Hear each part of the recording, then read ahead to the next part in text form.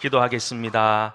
참 좋으신 하나님, 오늘 드려지는 예배 가운데 임재하여 주시고 우리 성도 한 명 한 명이 하나님이 찾으시는 신실한 예배자로 세워지게 하여 주시옵소서.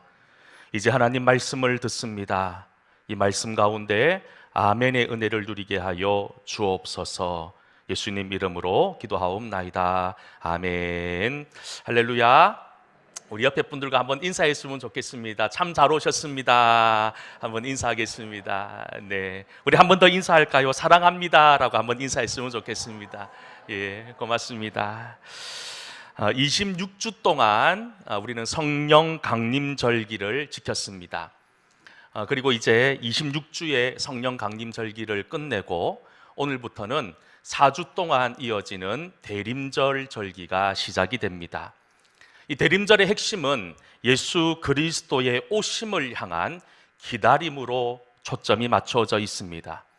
그런데 말씀을 준비하면서 문득 들었던 생각은 이 복잡한 시대 속에 살고 있는 우리가 정말 다시 오실 주님을 얼마나 간절한 마음으로 기다리고 있는가라고 하는 그 질문 앞에 목사인 저 역시도 머뭇머뭇거림을 느꼈습니다. 왜냐하면 우리 많은 사람들이 그저 이 세상이 주는 행복과 기쁨에 속아 살고 있기 때문이 아닐까요? 오늘 강단에 보시면 보라색 초가 하나 밝혀져 있습니다. 앞으로 4주 동안 계속해서 하나씩 초가 올라올 겁니다. 어떻습니까? 지금 보기에 그냥 후 불면 그냥 꺼져버릴 것 같은 그런 작은 불빛이지만 이 불빛을 매주 하나씩 더 밝힐 때마다 이 땅 가운데 평화의 빛으로 오신 예수 그리스도의 그 빛이 이 어둠을 밝히는 새로운 역사가 일어나지 않겠습니까? 대림절 첫 번째 주일을 보내고 있는 우리들의 모습도 그렇습니다. 주님을 기다리는 우리들의 마음이, 우리들의 믿음이 지금은 조금 희미해 보일지는 모르겠지만 한 주, 두 주, 그리고 네 주, 그리고 마지막 성탄 예배에 이르기까지 우리가 이 초에 양초의 빛이 더해지는 것 같이 우리도 주님을 향한 기다림의 빛이 더욱더 풍성해질 수 있기를 주의 이름으로 간절히 소망합니다. 철로 역정을 보면 어떻습니까? 이 세상을 향해서 장망성이라고 규정하고 있습니다. 장망성의 뜻이 무엇입니까? 이제 장차 망할 곳이다라고 하는 곳이 바로 우리가 살고 있는 이 세상이지요. 그렇습니다. 망할 수밖에 없는 세상 속에서 우리 주님만이 유일한 답이시고 오직 주님만이 우리의 유일한 소망이시며 주님 아닌 다른 길이 없음을 고백하는 것이 진정 믿음의 모습 아닐까요? 그리고 이런 믿음을 가진 사람만이 여러분 반짝반짝 빛나는 밝은 복된 삶을 살 수 있다는 거지요. 무엇보다도 오늘부터 시작되어지는 이 대림절, 우리의 유일한 소망이신 예수 그리스도를 기다리며 간절히 기다릴 수 있는 그런 은혜가 있기를 간절히 소망합니다. 저는 우리가 모든 성도들이 이 예수님을 기다리는 마음 속에 간절함이 녹아 있기를 소망합니다. 무엇보다도 우리에게 간절한 마음이 필요합니다. 왜 그럴까요? 간절함이 우리 믿음 생활을 하는 데 있어서 없어서는 안 되는 매우 중요한 힘이 되기 때문이지요. 간절함이 있어야 그 간절함을 통해 기도가 됩니다. 간절한 믿음이 되고 간절함이 있어야 하나님께서 기뻐하는 복되고 건강한 믿음으로 나아갈 수 있는 것 아닙니까?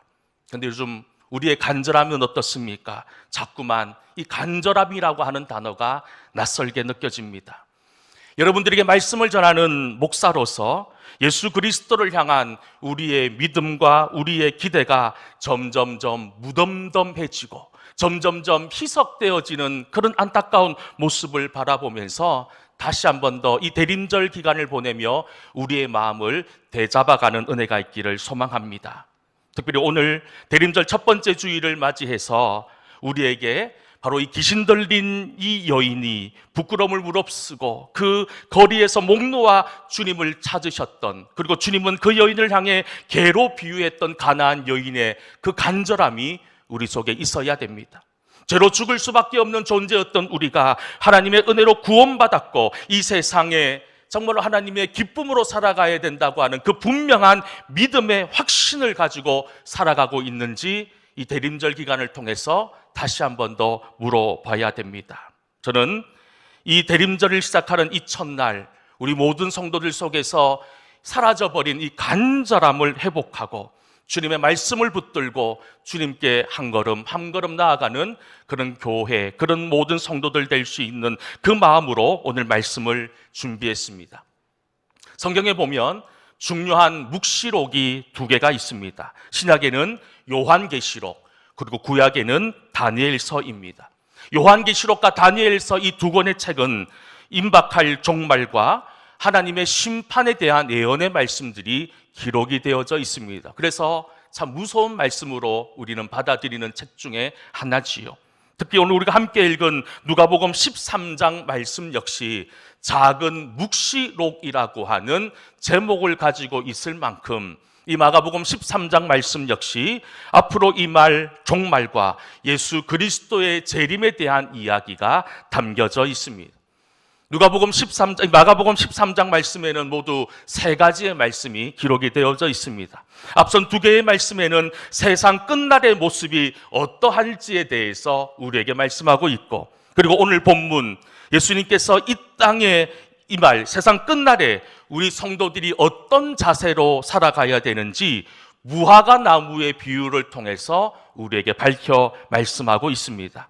예수님 오늘 말씀에서 무화과 나무 이야기는 다시 한번 세상 끝날에 대한 징조가 분명하고 확실히 일어난다는 사실을 다시 한 번 더 말씀하고 있습니다. 공기가 차가워집니다. 나무 잎들이 하나둘 떨어지면 누가 말하지 않아도 겨울이 온다고 생각하지요.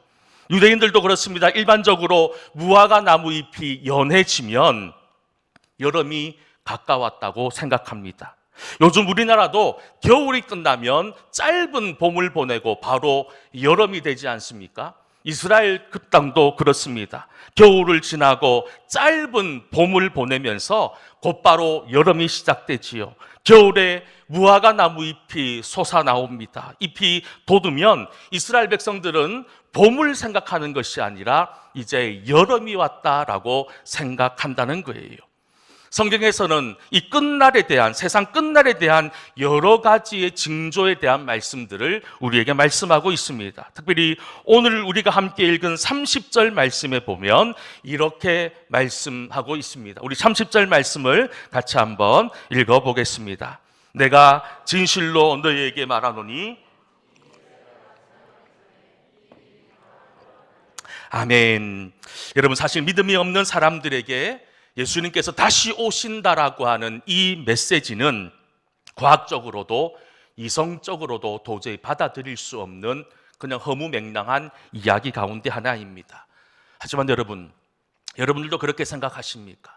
주님이 다시 오시는 그 재림의 시간이 거저 성경에 기록되어져 있는 있을 수 없는 그런 믿음 없는 고백으로 우리가 이 예수님의 재림, 다시 오심을 받아들이고 있지는 않습니까?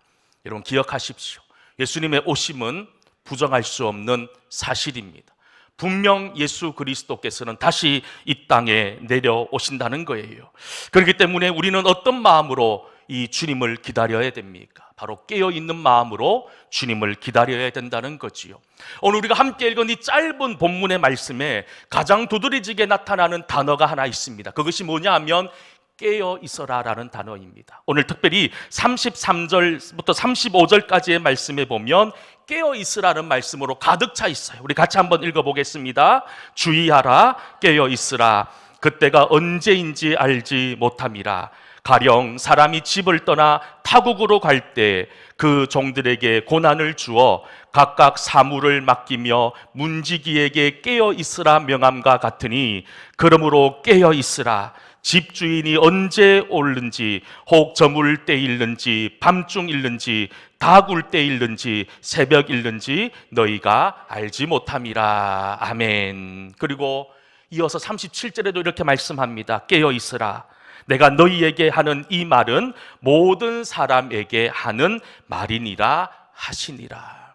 여러분, 깨어 있으라고 하는 말은 그저 교회를 다니고 믿음을 가지고 있는 우리들을 향해 주시는 말씀이 아니라 이 땅을 살고 있는 모든 사람들이 명심하고 기억해야 되는 말씀이더라는 거예요. 계속해서 깨어 있으라고 반복하고 있는 이 마가복음의 말씀에서 이 마가복음이 기록될 당시 성도들의 삶이 얼마나 힘들고 얼마나 고달팠는지를 짐작할 수가 있습니다. 그 당시 성도들, 예수님을 믿음으로 고백한다는 이유로 말미암아 고난과 어려움을 당해야만 했습니다. 그들은 정말 피눈물 나는 도저히 감당할 수 없는 너무너무 큰 시련과 고난을 그들은 겪어야만 했습니다.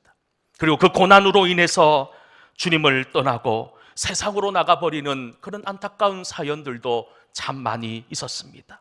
언제 끝날 줄 모르는 기약 없는 고난과 그 박해 앞에서 많은 사람들은 급에 질려 있었습니다. 두려워했습니다. 여러분, 그리고 신앙을 포기하기 시작했습니다. 마가복음 13장 6절부터 8절 말씀에 보면 그 당시의 고난과 시련이 얼마나 힘들은지를 짐작할 수 있습니다. 많은 사람들이 내 이름으로 와서 이르되 내가 그라하여 많은 사람을 미혹하리라. 난리와 난리의 소문을 들을 때에 두려워하지 말라. 이런 일이 있어야 하되 아직 끝은 아니니라. 민족이 민족을, 나라가 나라를 대적하여 일어나겠고 곳곳에 지진이 있으며 기근이 있으리니 이는 재난의 시작이니라. 재난의 시작일 뿐인 거예요.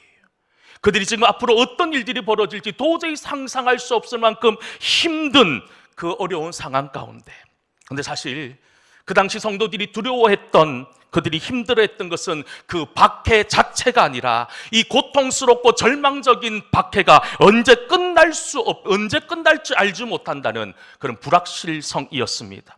끝이 보이지 않는 그 고난 앞에서 지금 당장의 고난은 어떻게든 견딜 수 있었겠지만 끝없이 이어지는 고난 앞에 자신이 없었던 거예요. 그래서 이 고난 한가운데 있는 성도들이 그토록 기다리는 예수님께서 다시 오신다는 말씀은 그들에게 더할 나위 없는 복음이었고 유일한 희망의 메시지였습니다. 그 당시 초대교회 성도들 사이에 성도들이 함께 나누었던 인사말이 있습니다. 물론 우리가 알고 있는 샬롬이라는 말도 있었지만 샬롬이란 말보다 그 초대교회 성도들이 더 간절히 외쳤던 인사는 무엇이었느냐? 바로 마라나타였습니다. 마라나타, 이 마라나타의 뜻이 무엇입니까? 주 예수여 오시옵소서. 얼마나 간절했으면 그들이 함께 나누는 인사 속에서 주 예수여 오시옵소서 마라나타라고 외치며 살았던 사람들이 초대교회의 사람들이었던 거예요. 저는 베린들을 시작하면서 우리 성도들에게도 이런 마라나타의 믿음의 고백이 있기를 소망합니다.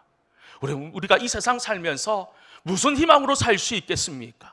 주 예수님 어서 오시옵소서, 주님 오실 그날을 소망하고 기대합니다. 주여 오시옵소서. 그 믿음으로 살아가야 되는 사람들이 바로 저와 여러분 아닙니까? 저는 간절히 소망합니다. 여러분들이 세상의 어떤 엉뚱한 것을 바라보는 것이 아니라 다시 오실 주님을 소망하고 살아갈 수 있기를 바랍니다. 지금 많은 성도들이 고난과 어려움 가운데 있습니다. 하지만 지금 우리가 받고 있는 고난은 초대교회 성도들이 겪었던 고난과는 비교할 바가 아니지요. 그때와 같은 탄압과 박해는 적어도 우리에게 없습니다. 하지만 2000년 전의 고난의 상황과는 전혀 다른 차원의 고난과 유혹과 시련이 우리를 따라오고 있다는 거예요. 지금 초대교회와 같은 탄압 대신 마귀는 광야에서 예수님을 시험하는 것처럼 우는 사자와 같이 교회와 성도 한 사람 한 사람을 넘어뜨리기 위해서 교묘하게 우리를 유혹하고 우리에게 유업을 가하고 있습니다. 재물의 유혹 가운데 넘어집니다.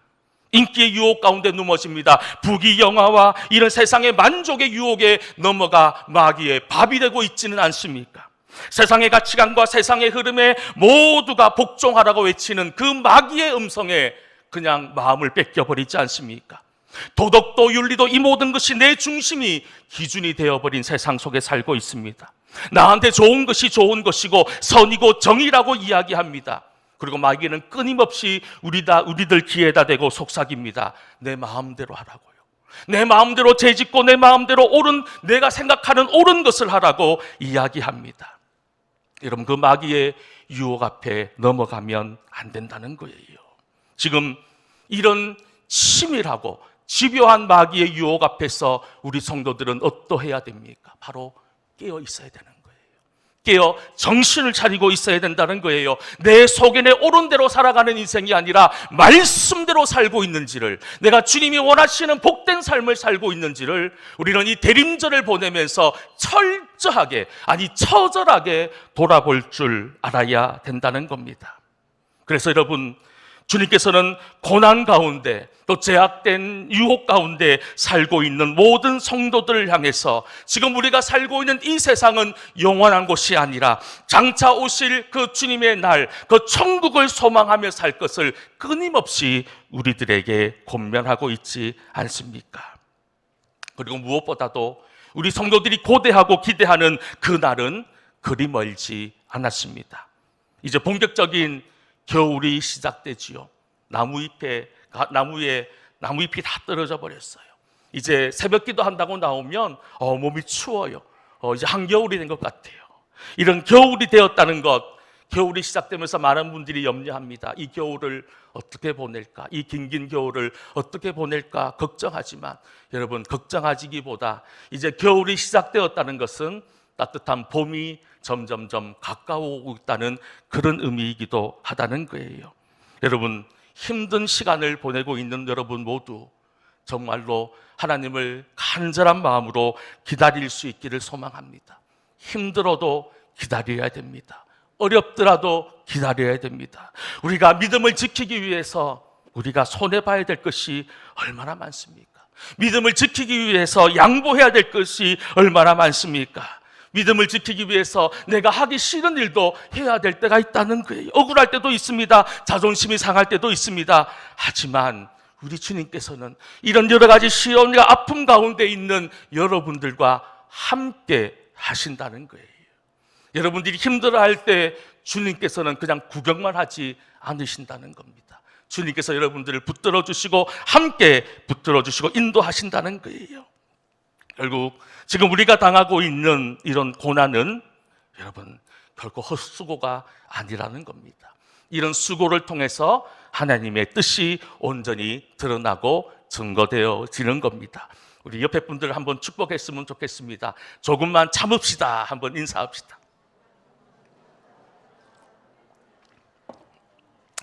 벌써 10년이 훌쩍 지난 이야기입니다. 2011년 3월 11일이지요.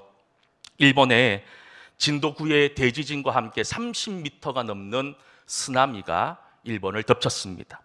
원자력 발전소가 폭발했습니다. 쓰나미로 인해서 사망자와 실종자가 무려 2만 5천 명 이상이다라고 보고되어지고 있습니다. 그런데 일본의 한 동네 유리아게라고 하는 마을에서도 엄청난 피해가 있었다고 합니다. 마을 인구 5,600명 중에서 무려 700명이 사망하거나 실종되었습니다. 사실 이 유리아게라고 하는 마을은 지진이 일어났던 진원지로부터 무려 1시간 10분 이상 떨어진, 지진 해일이 일어나고 1시간 이상이 걸려야지만 도착할 수 있는 매우 떨어져 있는, 어떻게 보면 지진으로부터 안전한 지역 가운데 한 곳이었습니다. 그런데 그곳에 엄청난 인명피해가 있었습니다. NHK 방송국에서 아니 왜 이렇게 무려 쓰나미가 몰려오고 1시간 10분 이상 걸리는 이렇게 멀리 떨어져 있는 마을이 이렇게 초토화될 수 있었을까라는 것에 의문을 제기합니다. 그리고 조사하기 시작합니다. 여러분, 조사해 보니까 이런 결론이 나온다는 거예요. 지진이 일어났습니다. 가로등이 넘어지고 가로수가 넘어집니다. 집안에 있는 집기들이 쏟아져 내리고 이런 것들이 너무 비일비재하게 일어났던 거예요. 그때도 마찬가지입니다. 대부분의 사람들이 집이 흔들리고 집안의 가구들이 넘어지는 것을 보고 10분 동안 아무렇지도 않고 그냥 당연하게 일상적인 삶을 살았다는 거예요. 넘어지는 것들을 보면서 다시 선반 위에 그 넘어진 것들을 올리고, 또 마을의 길거리에 나와서 사람들하고 모여서 335 이야기를 합니다. 이번도 저번처럼 그렇게 쉽게 넘어갈 거야. 별일 없을 거야. 그런데 공무원들이 학성기를 대고 소리칩니다. 대피하십시오. 쓰나미가 몰려옵니다. 공무원들이 아무리 목이 터져라 외쳐도 이 사람들은 그 말에 귀 기울이지 않았습니다. 아니, 금방 없어질 거야. 오다 말겠지. 우리 동네가 지금 저 해안가로부터 무려 1시간 넘게 떨어져 있는 동네인데 어떻게 여기까지 지진 해일이 밀려올 수 있을까? 그들은 그렇게 생각했던 거예요. 그런데 1시간이 지나고 해일이 밀려오기 시작합니다. 그들은 무방비로 그 해일을 온몸으로 맞을 수밖에 없었던 거예요. 그러자 여러분 5,600명밖에 되지 않은 작은 마을이 무려 700명 이상이 사망할 수밖에 없었던 거예요. 초토화돼 버린 거예요. 왜 그렇습니까? 경고를 무시했기 때문인 거예요. 그냥 우리가 살고 있는 일상의 삶으로 아무 일 없을 거야, 별일 없을 거야 라고 하는 그런 마음 때문에 그들은 화를 피할 수 없었던 거예요. 우리도 기억해야 됩니다. 우리도 깨어 있어야 됩니다. 성경은 끊임없이 우리들에게 다시 오실 그날이 있음을 말씀하고 있어요. 대림절은 성탄을 준비하는 절기가 아닙니다. 물론 앞에 성탄 트리도 있고 또 성탄과 관련된 많은 일들이 있지만 대림절은 성탄을 준비하는 것보다는 다시 오실 주님, 그 재림하실 주님을 기다리는 절기가 바로 이 대림절의 진정한 의미라는 거예요. 여러분, 특별히 오늘 본문 33절에서는 뭐라고 말씀하고 있습니까? 우리 33절 말씀을 같이 한번 읽어보도록 하겠습니다. 주의하라, 주의하라, 깨어있어라. 그때가 언제인지 알지 못한다고 이야기합니다. 우리 스스로도 이야기합니다. 지금 우리의 때가 말세라고 말입니다. 다 그렇게 이야기합니다. 주님의 때가 가까웠다. 지금 일어나고 있는 모든 현상들을 바라보면서 이거 모든 것이 말세의 징조다라고 이야기합니다. 내일이라도 당장, 아니 지금 이 순간에도 주님이 오신다 하더라도 우리가 말할 이유가 없어요. 왜냐하면 지금이 말세의 때이기 때문에. 그런데 여러분, 오늘 말씀해 보면 그 정확한 날은 알 수 없다고 이야기합니다. 기억하십시오. 수많은 이단들은 그때가 며칠이라고 이야기합니다. 주변에서 어떤 특정한 날에 예수님께서 오신다고 이야기하는 사람이 있으면 그 사람들은 100% 이단입니다. 성경에 분명히 기록되어 있습니다. 그날의 정확한 날은 알 수 없다. 오직 하나님밖에 알 수 없다는 거예요. 자, 그렇다면 우리는 어떻게 해야 됩니까? 그 알 수 없는 날, 그 고난의 때가 언제인지를 알기보다는 지금 우리에게 중요한 것은 내일이라도, 아니 지금 이 순간에도 주님이 오신다면 내가 두 손 높이 들고 하나님을 기쁨으로 맞이할 수 있는 그런 준비가 되어져 있어야 된다는 거예요.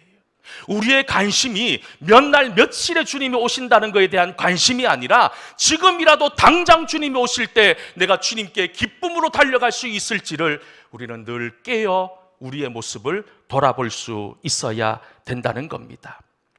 우리는 매일 아침마다 잠에서 깹니다.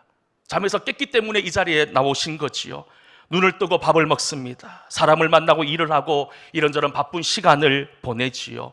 그리고 집에 돌아오면 지친 몸을 또 침상에 누워서 또 회복되고 깊은 잠을 빠집니다. 이런 반복되어지는 것, 단지 깨어있으라고 하는 것은요, 우리가 자다가 일어나는 것, 우리의 육체가 깨는 것을 이야기하는 것이 아닙니다. 우리의 영혼이 깨어나라는 것을 말씀합니다. 내가 지금 하나님 말씀 가운데 뿌리를 내리고 살고 있는지를 확인하라는 거예요. 내 시선이 주님을 향하고 있는지, 내 모든 마음이 불평과 원망의 마음이 아니라 감사의 마음으로 살고 있는지를 말입니다. 우리가 이런 것들이 회복되어져야지만 온전히 주님을 기다릴 수 있다는 겁니다. 저는 우리 동성교회가 깨어날 수 있기를 소망합니다. 아니, 깨어나야 됩니다. 깨어나서 다시는 긴긴 잠에 빠지는 그런 교회가 아니라 깨어나서 주님을 언제든지 맞이할 수 있는 준비되어져 있는 교회가 되어야 되지 않겠습니까? 이것은 한 사람만의 수고로 이루어지는 것이 아닙니다. 우리 모든 성도들이 함께 이 일을 사모하며 나가셔야 되는 거예요. 구원은 우리 개인의 구원일 수도 있지만 우리 교회의 구원이기도 하다는 거예요. 여러분, 우리 교회도 주님 오실 날 어떤 모습으로 주님 앞에 서야 될까요? 답은 나와 있습니다. 정말로 주님 앞에 정말 온 영광을 돌리며 주님의 기쁨으로 우리 동성교회가 주님을 맞이해야 되지 않겠습니까? 이 일을 위해서 우리 모든 성도들이 함께 이 대림절 기간을 보낼 수 있기를 소망합니다. 그래서 지금은 좀 희미한 마음이지만 한 주 한 주 우리의 이 믿음이 더욱더 밝아져서 이 어두운 세상을 환히 밝히는 그런 귀한 복된 교회, 복된 성도들 될 수 있기를 주의 이름으로 간절히 축원합니다. 기도하겠습니다. 은혜로우신 아버지 하나님, 오늘 대림절 첫 번째 주일을 보내고 있습니다. 무엇보다도 우리가 깨어있게 하여 주시옵소서. 깨어 다시 오실 주님을 소망하며 기대하는 믿음의 사람들 다 되게 하여 주시옵소서. 아버지 하나님, 오늘부터 시작되어지는 이 대림절 기간 더욱더 사모하는 마음으로, 기대하는 마음으로 주님을 맞이할 수 있는 저희들 되게 하여 주시옵소서. 예수님 이름으로 기도하옵나이다. 아멘.